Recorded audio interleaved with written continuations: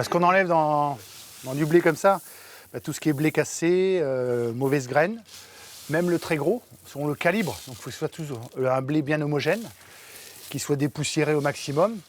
Et après, suivant le poids de 1000 grains, Laurent, l'agriculteur, veut tant de grains au mètre carré dans son champ, et bien là, on a définitif juste la bonne quantité qu'il lui faut. Aujourd'hui, on ne touche plus aux produits comme dans les années passées, on ne fait plus de bouillie maison. On a des pompes doseuses qui prennent le produit pur dans le bidon, une pompe doseuse qui va prendre l'eau dans un autre bidon, et ça va se mélanger au dernier moment. J'ai juste une dose d'avance qui est prête, quoi. Voilà. Donc suivant la protection qu'il veut, je mets tel produit ou tel produit ou tel produit. En mélange de blé, c'est quoi toi? T'as 4 variétés? Il y a le mélange. 4 variétés, oui. Non. En protection de semences, qu'est-ce qu'il te faut? Les deux. Les deux? Juste en fongicide de base? Oui. D'accord. Et en quantité souhaitée? Après le poids de 1000 grains, et d'accord. Je te le dirai. Ouais. Bon, on va faire ça. On fait des big bags de combien de kilos? 600. 600. Donc on va commencer, puis je te fais ton poids de 1000 grains, ça va être définir, tu vas me dire le nombre de grains au mètre carré qu'il te faut, puis tu vas me donner le total final, quoi. Sans problème, on fait ça. Donc ici on retrouve nos 5 pompes pour le dosage du débit. Donc on va retrouver la 5e ici, voilà. Donc dans ces pompes, il y a les différents produits qui sont préprogrammés, on va dire, pour finir au choix du client. Ici on va retrouver le volume que l'on vient de trier. Là, ici, la semence que l'on est en train de trier, la variété et le nom du client. Pourquoi les agriculteurs font leurs semences et pourquoi ils font appel aux trieurs? Parce que d'abord, il y a une économie financière. On peut estimer entre 30 et 50% de coûts de semences en moins en faisant appel à un trieur.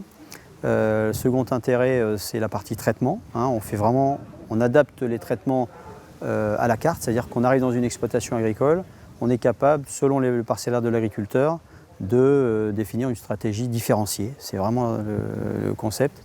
Donc une moindre utilisation des traitements phytopharmaceutiques, une meilleure utilisation de ces traitements. On va dire les nouveaux modes de production participative font que on est dans cette mouvance du faire soi-même, l'industrie d'un côté, le faire soi-même de l'autre.